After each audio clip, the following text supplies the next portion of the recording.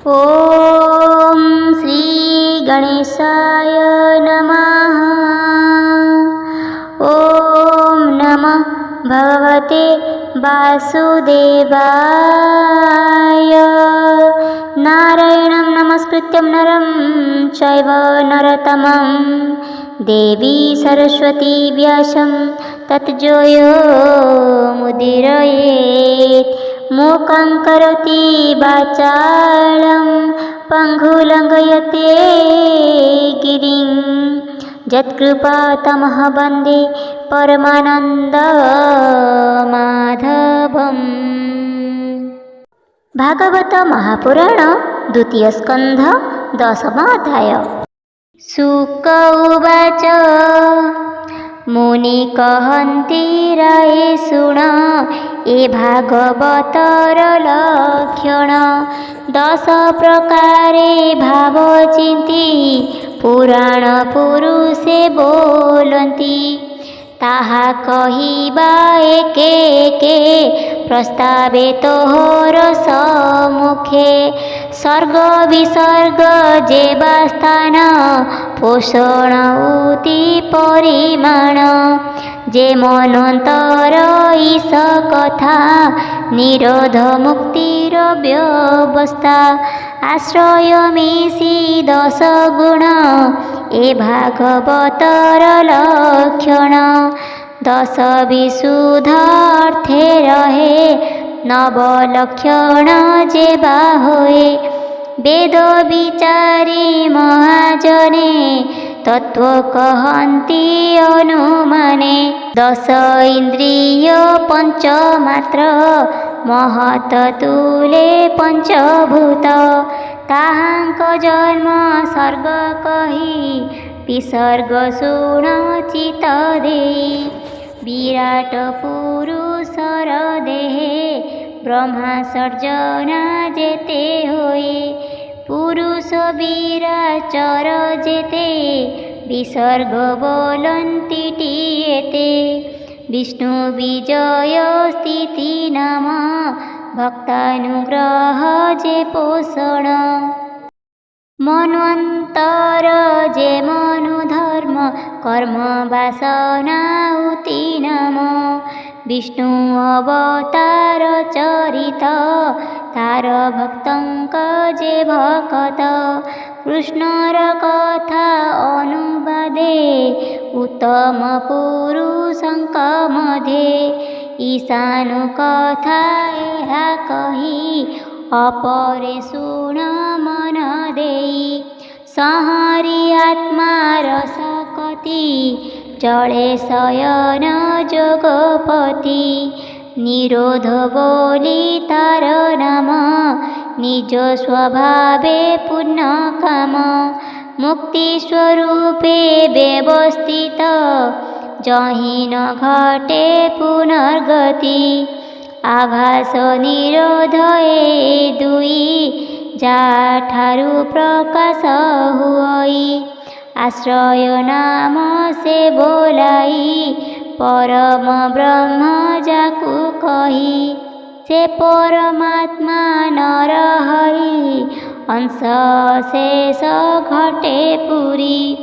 तार सकाशु जीव एक तेणु बोलाई आध्यात्मिक।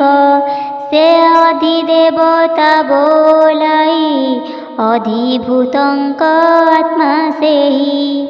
जेबे निविच्छेद करई ताहाकु अधिभूत कही। अभावे एक एकतर जदि न लखे परस्पर। तेबे नुहई संसार जेमन्ते चक्षु दिन कर। तृतीय सखी रूप होई जे देखे पर आत्मा से ही। अन्य आश्रय से हुई तार आश्रय अटे से ही। सर्व आश्रय तार नाम परम पुरुष उत्तम। से ଯେଉଁ କାଳେ ଅଣ୍ଡ ଭେଦି ବାହାର ହେଲା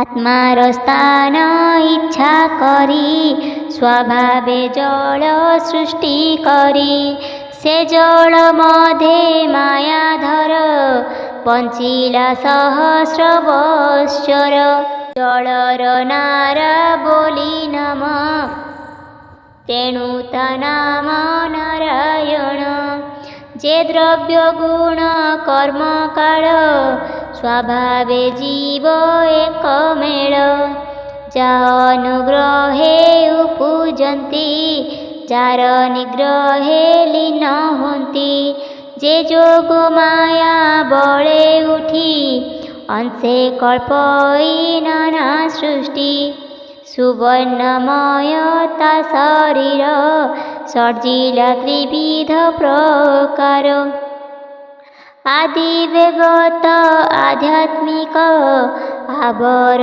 आदि भौतिक गुण परुष वर्ज्य बेले यथा द्विविधि भेद हेले अंध शरीर आकाशरु परम पुरुष चेष्टारु स्वभावे ओजसह बल जात होइले अनर्गल एति निभावु प्राण जात दश प्राणंक मूलनाथ ताहार बले प्राण चले इंद्रिय चेष्टा कुसे करे ज्ञान ज्ञान एहि मते अशेष जन अंतर्गते राजा को जेन्हे आश्रय करी सेवके पथ अनुसरी मूल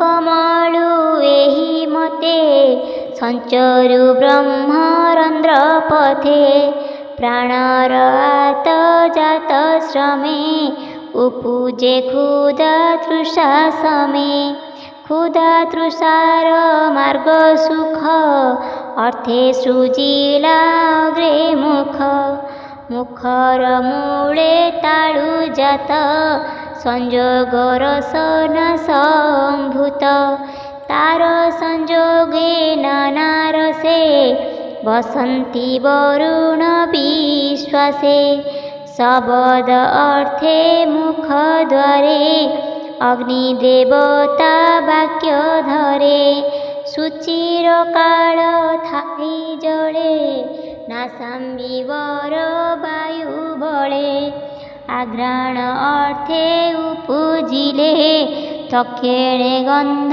बहतुले आत्मार देखी अंधकार ब्रह्मा सृजिला चक्षुद्वार ज्योति सर्जिला तार क्षणे रूप ग्रहण इछि मने वेद पुरुषं कवचने विधाता वेद अनुमाने शुणिबा अर्थे नाना स्वन निर्मले प्रकाशिला कन दिग देवतांकर क्षणे प्रकाशे जे बामे दक्षिणे वस्तुर कोमल कठिन लघु कि अबा गुरु गुण शीतल उष्म जेणे जाणी पवन जोगे परिमाणी से चर्म इंद्री गुणे भजी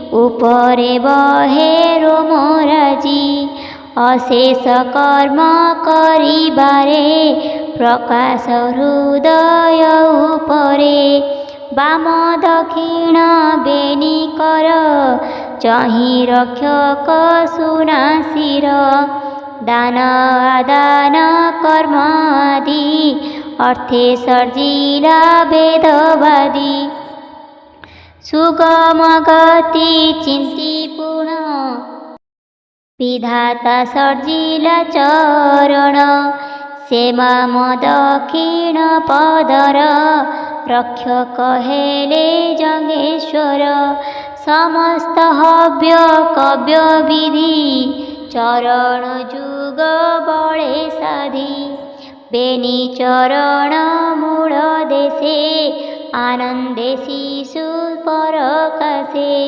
सन्तान उत्पत्ति कारणे रक्षक प्रजापति गणे उभय आनन्दर द्वार अनङ्ग तुले निशाकर उत्सर्गे अर्थे वेदवर तपे सूर्जिला मलद्वार मित्र देवतार विषय उभय उत्सर्ग आश्रय देहरु देहान्तर गति इच्छारु नाभि उत्पत्ति नाभिरे प्राण जे अपान बीज गेहु होई मरण अन्न भोजन पान सधे नाड़ी सृजिला कुखी मध्ये नाड़ी रे नदी तृषा बसे अन्ते समुद्र रहे ग्रासे उभय निमित्त ए दुई जे तृष्टि पुष्टि नाम बही आत्ममाया को चिंता करी सत्वे हृदय रूप धरी काम संकल्प चंद्र मने हृदय एहांकर स्थान हृदय आवरिबासे अस्ति सर्जिला पृष्ठ देशे अस्ति भितरे मजा कला उपरे मेद भिआइला तार उपरे मांस धरी रुधिर आवरण करी तार उपरे चर्म रोम मजार मध्य रहे व्योम एमंती करी सप्त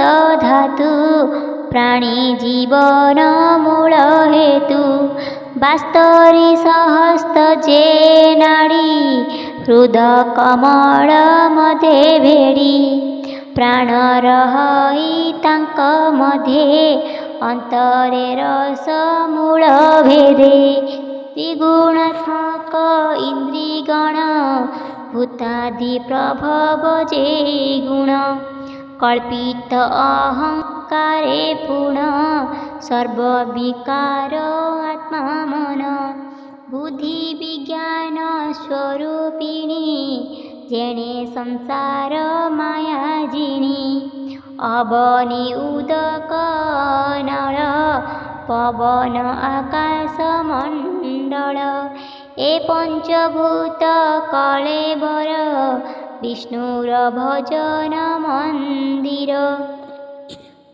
एमंते कहिली मु तते विष्णुर स्थूल रूप जेते ए जीव ब्रह्मांड धारणे बेष्टित अष्ट आवरणे पृथिवी आदि पंचभूत मन अहंकार महत ते अष्टगुणे आवरण एमंते ब्रह्मांड घटन ए स्थूल रूप जे ताहार एहा उपरे सूक्ष्मतर से निर्विकार निरंजन अनादि मध्यम निधन ते शून्य मदे निराकार मन वचन अगोचर ए स्थूल सूक्ष्म रूप धरी खेळई आत्मा माया करी पंडिते न मानती एहा सृष्टि संकल्प विष्णु माया वाचक रूप धरी ते ब्रह्मा रूपी अवतरी ते रूप नाम क्रिया धातु अकर्म होई कर्म हेतु सर्व संकल्प क्रिया अर्थे सुन कहिबा आर जेते आत्मा को भिन्न भिन्न करी से प्रजापति रूप धरी मनु को सर्जिला से ऋषि देवता पितृ मेरे सिद्ध चारण विद्याधर गन्धर्व गुहायुकशूर किन्नर अप्सरागण नाग कि पुरुष जे पुण यक्ष उरग मातृगण पिशाच भूत प्रेतमान कृष्णाण्डगण विनायक उन्माद बेताल जेतेक जे धातु धान सरीसृप ग्रह मृगादि खगरूप वृक्ष पर्वत पशुगण ए रूपे कले कसर्जन द्विविध चतुर्विध गणे जले वा स्थले वा गगने मिश्र कुशल अकुशल तीनि प्रकारे कर्मफल एते प्रकारे कर्म गति आत्मार बले से सर्जन्ति गुण प्रभेदे तीनि लोक देव असुर नरलोक सत्वगुणरु देव होई मनुष्य रजगुण बही तम गुणरु अधगति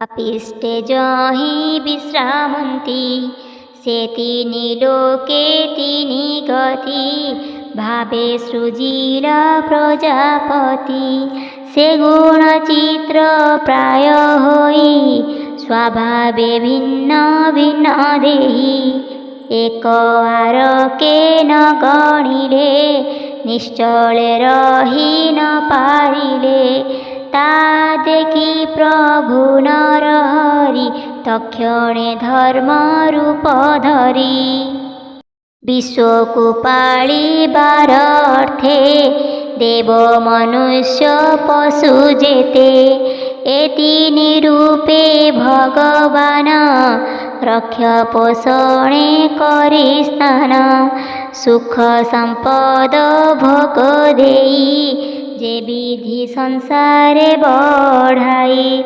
सृष्टिर भोग अन्ते हरि कालाग्नि रुद्र रूप धरी आत्मार क्रीड़ा नाश करे बालक जेस नेबे भारे सर्वहरई अवसाने जिमुत जेस न पवने ए भावे हरि गुण जेते देवे चिंतिबे काहीं चिते केवल भावे तांकु जानी श्रुति वचने तो प्रमाणी सृष्टिर जन्म आदि काले जे कर्म साधे जोग बळे स्वभावे कर्म जार नाही माया रे विश्व प्रकाशई ए ब्रह्म कल्पित संसार विकल्प नामटिए हार ए नित्य साधारण विधि जे पूर्व कल्परु प्रसिद्धि प्राकृत वैकृत संसार महत स्थानर संचार संक्षेपे कहिलहि तते तु जाहा पचारिलु मते जे कल्प लक्षण जे नाम जे बा कालर परिमाण भावे कहिबी कल्प गुण राजन सावधाने शुण शौनक आदि मुनिगण सुतंकु पचारन्ति पुण शौनक उवाच हे सूत तुम्भे आम्भ आगे